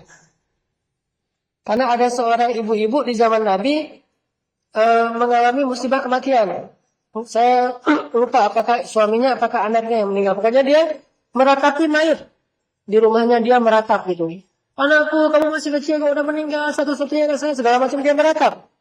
Nabi takziah ke rumah mereka, berkunjung, ngejenguk. Begitu Nabi ngejenguk ke rumah mereka kan, laki-laki dan perempuan dipisah kamar tuh. Nabi ngomong dari balik dinding. Kata Nabi, ya mra'ah, ya amatallah, isbiri wahtasibi. Wahai ibu, bersabarlah dan harapkanlah kebaikan di sisi Allah, jangan mengeluh, kata Nabi. Kata ibu ini, sabar. Kamu enak ngomong, gak mengeluh, karena kamu gak diujikan saya. Dia marah kepada Nabi karena gak tahu kalau itu Nabi. Enak aja ngomong, jangan ngeluh, jangan meratap. Kamu gak tahu sih gimana perasaan seorang ibu dan seterusnya. Tapi terus Nabi diam, pulang. Begitu Nabi pulang, orang-orang bilang ke ibu ini, Bu, tadi tahu nggak siapa yang ngomong? Kata ibu itu nggak tahu siapa yang nanya. Dia Rasulullah. Langsung dia merasa bersalah dan takut. Astagfirullahaladzim, berarti saya baru membentak Rasulullah. Langsung dia pergi ke rumah Rasulullah. Besoknya dia minta maaf sama Rasulullah. Kata Rasulullah, innamas sabru inda sidmatil ula. Sesungguhnya sabar itu di awal kejadian, bukan sekarang. Jadi begitu kita dapat musibah, di situ kalikan, sabar nggak nih? Kalau panik berarti nggak sabar. Misalnya kita dengerin orang mencela kita, ngomongnya nggak enak gitu di jalan gitu ya, oke, apa gitu, keluar kalimat yang nggak enak, kalimat hewan misalnya. Akhirnya kita marah juga, dasar lu segala macam, panjang jadinya. Ujung-ujungnya udah selesai, pulang. Pas sampai di rumah baru kita, astagfirullahaladzim, kok saya tadi gitu ya? Berarti sama sabar aja, nggak usah diladenin yang gitu-gitu. Itu namanya bukan sabar, itu namanya sadar. Beda sabar sama sadar. Kalau sabar di awal, kalau sadar belakangan. Kita sering sabar apa sering sadar sih? Sering sadar. Masih mending daripada nggak sadar-sadar ya. Ya lumayan lah. Cuman berarti kita belum tergolong orang yang sadar, masih tergolong orang yang sadar. Sadar itu bahasa Al-Qurannya awabin. Orang yang kembali, orang yang bertaubat, orang yang perbaiki. Tapi belum jadi orang yang muttaqin. Kalau muttaqin itu wal kadhimin al-ghair, menahan amarah. Kalau udah marah terus lama-lama, udah deh, saya mah recovery aja, udah maaf ya, sorry, segala macam. Itu namanya sadar, masih mending lah. Tapi lebih baik kalau bisa kita sabar. Dari awal kejadian udah sabar. Begitu orang mencela kita, astagfirullahaladzim, udah gitu aja.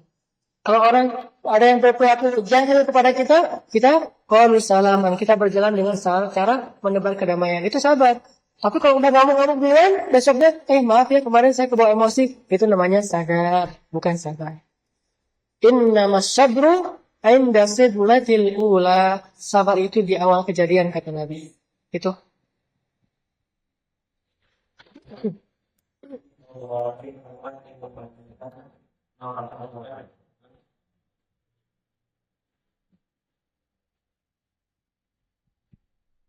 Assalamualaikum warahmatullahi wabarakatuh.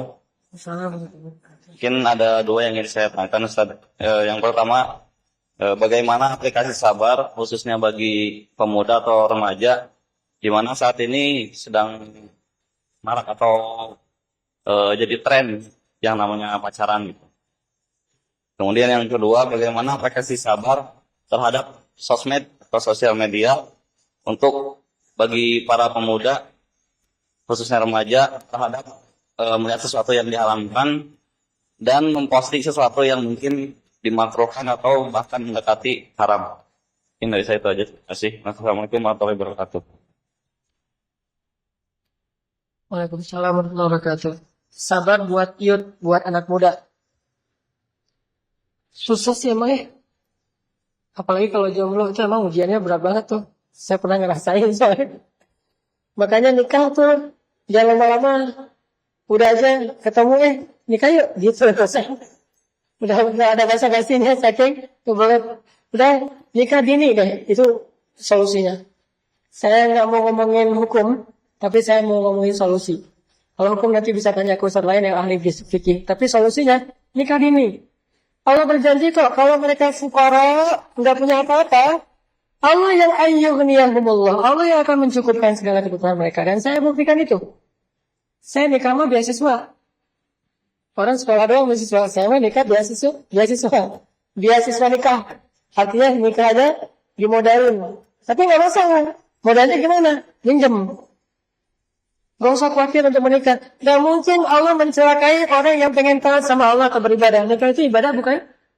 Ibadah. Ya udah, ibadah aja. Saya nyesel, udah sholat. Gara-gara sholat, kehilangan sepatu. Gak ada hubungannya. Gara-gara kita taruh sepatu sembarangan jadi hilang, bukan gara-gara sholat. Gara-gara nikah saya jadi cerai. Lebih baik kita cerai setelah nikah daripada putus setelah pacaran dan kemudian sudah tidak lagi bersih misalnya. Makanya solusi yang paling baik itu adalah nikah. Gak usah khawatir. Masalahnya kita kadang-kadang yakin. Salahnya yang kurang yakin ya. Atau kita berdua yakin nih, calon mentuanya kita mah yakin banget, udah mantap gitu. Saya mau nikah tahun ini, kata ceweknya, kita nikah yuk daripada kita gini-gini aja. Ayo, kamu emang udah siap? Allah yang akan menyiapkan. Oh ya udah, Bismillah deh kalau gitu, Bismillah. Datang ke calon mertuanya nggak mau, dia mah auzubillah gitu. Nah itu yang susahnya. Makanya yakin dan meyakinkan itu PR kita. Challenge-nya tuh yakin dan meyakinkan. Coba daripada fokus mikirin gimana pacaran yang romantis, mending mikirin nikah yang romantis. Nikah itu romantis banget. Pokoknya, apalagi nikah dini ya, nikah di usia masih lagi semangat-semangatnya pacaran, malah pakai nikah, itu keren banget. Kita jalan bareng, kita mesra-mesraan, kita ngapa-ngapain, itu semuanya diridhoi Allah. Pandangan mata aja berpahala. Gini aja. Sama pasangan kita liatin, ngapain lihat? Saya lagi ibadah dengan cara memandang kamu gitu. Kalau nikah, kalau pacaran, saya lagi ngapain sih kamu lihat ke bawah ada pilihan duitnya? Enggak, saya mah lagi beribadah dengan tidak memandang kamu. Jadi kalau pacaran malah ibadahnya kalau nggak memandang, kalau nikah ibadahnya dengan cara memandang. Balik. Kalau pacaran naik motor, jauh dikit dong, jangan terlalu nempel gitu. Kita belum ngirim tahu kan gitu ya. Kalau nikah yang rapat dong. Ini bayangin nih ya. Berarti berpahala. Beda. Rugi lah orang-orang yang melampiaskan hasrat cintanya tapi nggak berani pacaran. Rugi tuh. Kalau pengen cinta kita lampiaskan, kita ekspresikan menggebu-gebu, udah nikah aja. Yang boleh apa aja loh. Dan diridhoi lagi sama Allah. Berpahala. Tuh, satu. Kedua, sosmed gimana? Ujian di sosmed itu bukan cuma menundukkan pandangan sih. Jangan kepo. Karena menundukkan pandangan di sosmed justru gara-gara menundukkan pandangan jadi nggak lihat. Jadi makna ghaddul basar di sosmed itu bukan menundukkan pandangan, tapi jangan kepo. Karena semua orang di sosmed pasti menundukkan pandangan. Kalau ke situ namanya bukan sosmed, namanya lagi baca papan tulis atau nonton. Nonton ke depan, sosmed ke bawah. Gini. Jangan kepo, ada postingan kayaknya cantik nih, diklik. Keluar yang satu postingan, lama-lama ngeklik lagi akunnya, jadi keluar lebih banyak lagi, nggak usah kepo. Kepo itu dalam bahasa Al-Quran ghaddul basar, katakanlah kepada laki-laki dan perempuan, hendaklah mereka jangan kepo. Itu ayatnya surat An-Nur. Katakan kepada perempuan dan laki-laki supaya jangan kepo. Dan insya Allah kalau kita nggak kepo, akan terpelihara hati kita. Kalau terpelihara hati, akan khusyuk sholatnya. Ciri-ciri kita kurang jaga pandangan, ciri-ciri kita suka kepo adalah nggak khusyuk dalam sholat. Ciri-ciri kita suka ngepoin Instagram orang, kita malas ke masjid.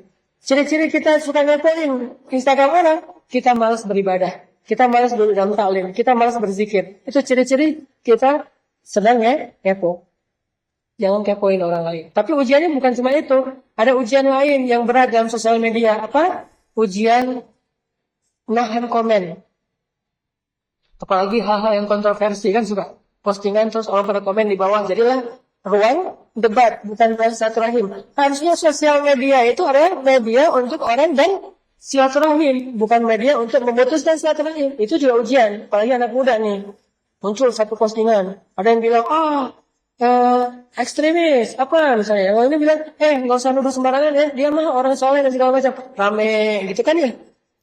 Intinya, nahan amarah, nahan ego kita, nahan gengsi kita, plus nahan hawa nafsu kita. Insyaallah dengan gitu sosial media kita menjadi salah satu media yang membuat kita nambah kebaikan, nambah prestasi, nambah teman, nambah saudara. Jadilah anak-anak muda ini positif dalam menggunakan sosial media. Itu.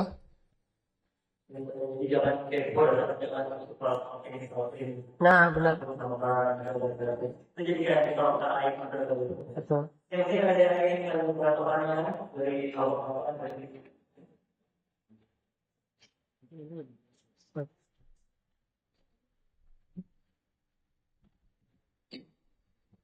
Assalamualaikum warahmatullahi wabarakatuh. Assalamualaikum. Pertama, alhamdulillah, terima kasih Pak Ustadz bahwa pada hari ini satu ilmu yang saya dapatkan. Ternyata cara Allah memberikan ataupun dikabulkannya doa tentang kesabaran adalah dikuatkan hati kita untuk menghadapi sebuah kesabaran. Itu satu poin yang mungkin kadang kita kepenginnya kalau ada masalah Allah bantu menyelesaikan. Tapi dengan cara bahwasanya dikuatkan untuk menghadapi ini juga sebuah alhamdulillah nikmat yang luar biasa. Yang kedua saya mau menanyakan bahwa di dalam ayat 153 Al-Baqarah yang disampaikan kalimatnya adalah ya ayyuhalladzina amanu. Kemudian saya mencoba bahwa di luar sana kami juga berteman dengan orang yang non-muslim. Mungkin orang Katolik, mungkin orang Kristen dan sebagainya. Dan kalimatnya sama, mereka juga mempunyai bahwa aku juga harus bersabar dengan sesuatu yang Tuhan uji. Adakah satu alasan, ataupun mungkin sabab musababnya? Kenapa Allah mengatakan ya ayyuhalladzina amanu, bukan ya ayyuhan nas?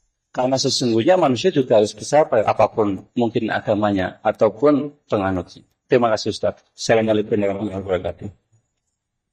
Assalamualaikum. Kalau Allah ngasih pengkhususan dengan kalimat amanu, orang yang beriman, berarti di situ Allah sebetulnya lagi ngasih kita reward bahwa orang yang bersabar itu istimewa di sisi Allah. Dan orang yang beriman kalau bersabar ada pahala khusus di mata Allah. Kalau orang nggak beriman bersabar, Allah akan membalas dia di dunia saja. Kalau orang yang beriman dan bersabar, dia dibalas di dunia dan di akhirat. Jadi Allah pengen memberi kita tawaran khusus yang nggak diberikan kepada orang umum. Allah bisa aja bilang ya ayuhan nas, isbiru, wahai manusia, bersabarlah. Allah bisa ngomong kayak gitu. Tetapi omongan itu gak harus Allah secara khusus menyampaikan kepada mereka. Itu mah ajaran di setiap agama pasti ngajarin sabar. Cuman Allah gak ngejanjiin apa-apa untuk kesabaran-kesabaran di luar orang yang beriman. Paling-paling janji duniawi, kalau dia bersabar dia akan jadi orang yang dihormati, dia akan bahagia di dunia. Tapi Allah lagi ngomongin kepada hamba kesayangan Allah. Hamba kesayangan Allah ini pengen Allah perlakukan lebih. Karena pengen Allah perlakukan lebih, Allah kasih dia pelajaran yang lebih daripada yang lain. Hamba-hambaku yang istimewa, kesayangan aku nih, orang-orang beriman, bersabar ya. Kalau kalian bersabar, aku janjiin pahala yang lebih besar loh daripada yang lain gitu. Jadi seolah-olah Allah Subhanahu wa Ta'ala itu mau ngasih kita janji yang tidak Allah berikan kepada semua orang, hanya kepada orang beriman saja. Itulah untungnya menjadi orang yang beriman. Sehingga dapat pahalanya bukan cuma di dunia, tapi di akhirat. Kalau gitu apakah sia-sia orang nggak beriman bersabar? Nggak sia-sia. Tidak ada kebaikan yang sia-sia, beriman atau tidak beriman. Cuman rewardnya beda. Kalau dibilang sia-sia, nggak ada yang sia-sia. Tapi kalau dibilang reward, itu beda.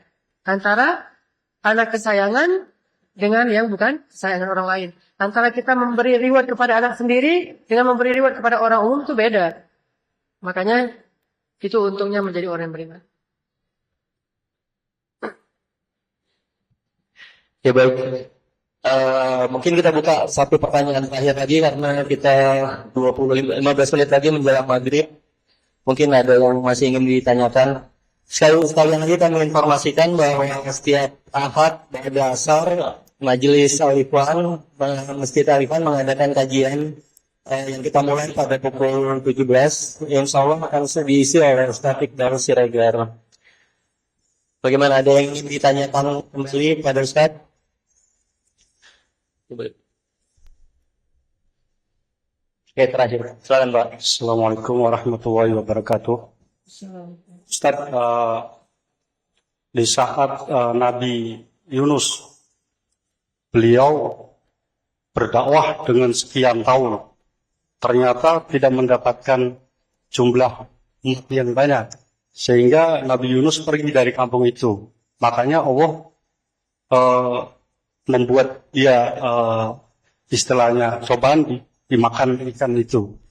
Sedangkan setelah dimakan ikan itu dia minta sama Allah, la ilaha illa anta subhanaka inni kuntu minadz dzalimin. Artinya kesabaran Nabi Nuh pun diuji oleh Allah dengan akhirnya Nabi Nuh bertaubat seperti itu. Nah, jadi untuk yang kita yang orang umat Nabi Muhammad, sabarnya di luar Nabi. Jadi kesabarannya sebenarnya yang biasa-biasa, orang dulu juga udah pernah melakukan, tapi kadang untuk anak muda kurang sabar gitu. Terima kasih. Assalamualaikum warahmatullahi wabarakatuh. Kisah nabi-nabi itu bukan menjadi pembenaran. Kisah nabi itu pelajaran. Beda. Makanya Nabi Yunus itu setelah dikisahkan di beberapa surat, nanti di surat Al-Qalam Allah menutup surat itu dengan kalimat wala takun ka sahibil hut idh nada wa huwa makdum. Janganlah kamu seperti yang orang dimakan ikan. Allah juga nggak menyebut nama Nabi tersebut karena menjaga nama baiknya. Walaupun di surat lain nanti dikisahkan. Di situ Allah bilang, wala takun ka sahibil hut. Jangan engkau Muhammad seperti Nabi yang dimakan ikan. Artinya berputus asa. Tidak tabah menghadapi ujian-ujian dari kaummu. Jadi kalau kita membaca kisah Nabi Yunus, jangan sampai kita menyimpulkan, Nabi Yunus saja bisa nggak sabar, apalagi saya. Justru pelajarannya, janganlah saya seperti Nabi Yunus ketika itu. Bukan seluruhnya. Tapi setelah Nabi Yunus bertaubat, kemudian Nabi Yunus memperbaiki diri, Allah kasih Nabi Yunus 150.000 orang umat. Banyak setelahnya dapat umat. Dan by the way, Nabi Yunus bukan mau berhenti berdakwah. Kalau kita baca kisahnya, Nabi Yunus lagi ngambek sama satu kaum dan pengen cari kaum yang lain. Bukan nggak mau berdakwah lagi, bukan mau pensiun. Bukan resign. Allah, saya resign ya, saya udah malas lah dakwah, saya mau dagang aja. Bukan. Nabi Yunus lagi ngambek dengan satu kaum yang memang keras kepala. Mungkin kalau kita jadi Nabi Yunus juga udah ngambek lebih dari Nabi Yunus. Nabi Yunus saja bisa ngambek gitu, berarti kan keras kepala banget nih kaumnya. Pengen cari kaum lain yang lebih baik. Ternyata Allah nggak ridho. Sehingga Allah kasih pelajaran. Dan Nabi Yunus mengakui itu kesalahan. Kalau Nabi Yunus saja mengakui itu kesalahan, berarti kita harus lebih mengakuinya. Jangan justru menganggap itu hal yang wajar. Tapi manusia lah. Setiap melakukan kesalahan, perbaiki. Kesalahan, perbaiki. Dan satu tips dalam berdakwah. Bersabarlah terhadap proses orang dalam berhijrah. Lebih baik. Kita jangan melihat sesuatu hanya di titik idealismenya. Harus idealnya begini, enggak. Tapi lihat titik progresnya. Dulu dia gimana, sekarang dia gimana. Itu udah keren. Tapi kalau melihat idealnya, masih jauh. Jadilah kita putus asa. Contoh, ngajarin istri. Istri kita nggak berjilbab. Idealnya kan berjilbab, syar'i gitu ya. Ternyata dia udah jilbab, cuma jilbabnya masih pakai lepas. Jangan bilang sama aja lu, belum Islam atau tuntas, belum utuh, masih munafik. Jangan lihat di situnya, lihat dia dulu nggak mau berjilbab, sekarang sudah mau walaupun masih buka lepas. Itu progres. Dalam dakwah juga gitu. Saya kalau dakwah di Bandung dengan pemuda hijrah, ada yang datang ke masjid nggak pakai jilbab, terus di masjid pakai mukena. Begitu selesai sholat, buka lagi dia keluar. Mau gitu aja udah keren. Karena kita lihat sebelumnya dia sholat juga enggak. Sekarang udah mau sholat walaupun jilbabnya masih mukena. Besok mungkin jilbabnya pas talim aja. Lusa udah berjilbab tapi belum syar'i. Lusanya lagi semakin lama semakin baik. Jadi lihat progres seseorang dalam berhijrah. Jangan lihat titik idealnya sebuah hijrah. Dengan gitu insya Allah kita akan sabar.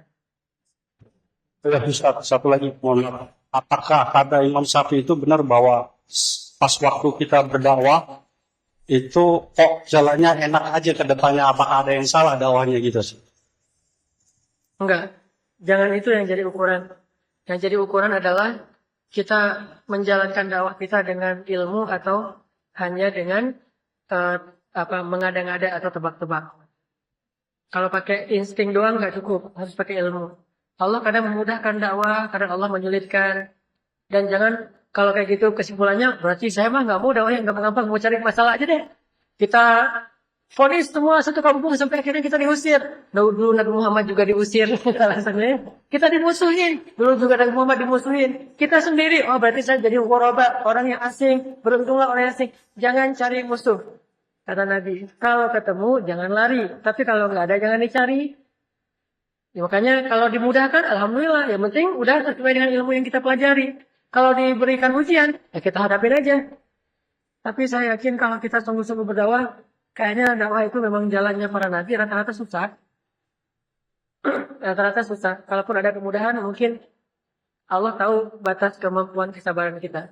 Begitu naik iman kita, Allah tambah nanti ininya, bebannya. Kayak orang fitness, awal-awal fitness mungkin bebannya masih setengah kilo.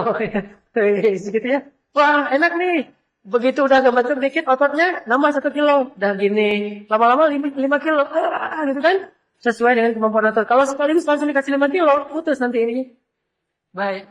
Itu juga mungkin Allah ngasih ujian ke kita.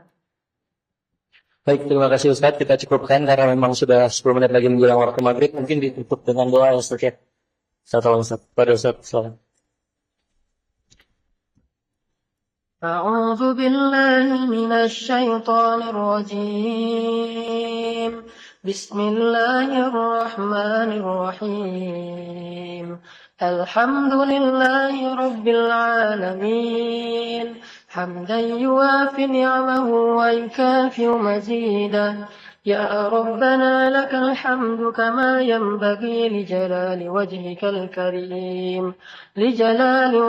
الكريم وعظيم سلطانك اللهم صل وسلم وبارك على سيدنا محمد وعلى آله وصحبه أجمعين اللهم اغفر لنا ذنوبنا ولوالدينا وارحمهما كما ربيانا صغارا ربنا هب لنا من أزواجنا وذرياتنا قرة أعين واجعلنا للمتقين إماما ربنا آتنا من لدنك رحمة وهيئ لنا من أمرنا رشدا واجعل لنا من كل ضيق مخرجا ومن كل هم فرجا ومن كل عسر يسرا يا أرحم الراحمين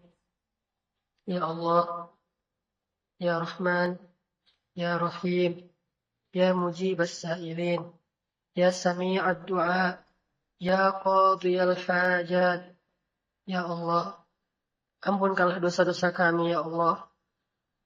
Kami sadar betapa banyak dosa dan kesalahan yang kami lakukan selama ini ya Allah.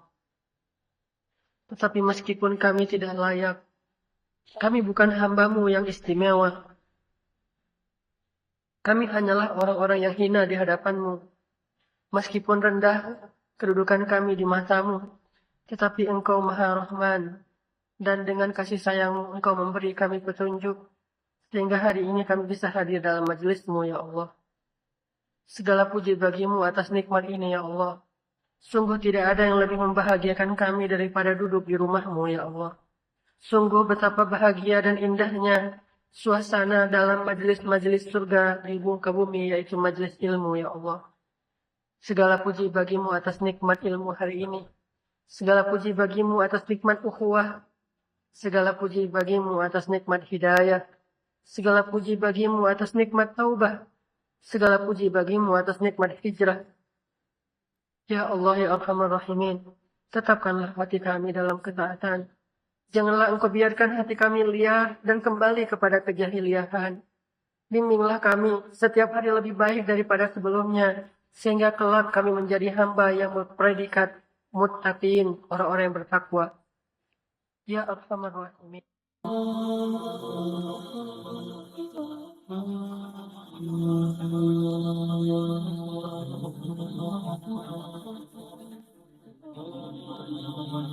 Benar kan kata Allah, kalau mereka fuqara yughnihimullah, maka Allah akan memberikan kekayaan untuk mereka atau kecukupan. Jadi obat hati itu adalah yakin kepada Allah. Dan cara yakin kepada Allah, baca firman-firman Allah Subhanahu wa taala.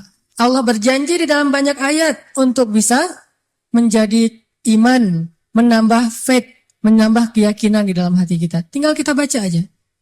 Banyak banget ayat-ayat kayak gitu. Jadi begitu kita galau tentang gimana nanti nih, apa yang harus saya kasih, gimana menafkahi, baca nih ayat. Gitu juga kalau misalnya kita cari kerjaan atau cari nafkah. Allah Subhanahu wa taala juga memberikan kita banyak sekali ayat-ayat yang menjadi janji dari Allah bahwa siapa yang yakin kepada Allah, pasti Allah Subhanahu wa taala akan menjaganya. Itu banyak banget ayat kayak gitu. Salah satunya teman-teman bisa baca minimal banget teman-teman bisa baca di surat Hud ayat 6. Coba baca surat Hud, surat 11 ayat 6. Ini juga ayat untuk ngecas iman kita. Apa kata Allah di ayat 6 surat Hud? Bismillahirrahmanirrahim. Wa ma min dabbatin fil ardi illa 'ala Allahi rizquha wa ya'lamu mustaqarraha wa mustawda'aha kullun fi kitabim mubin.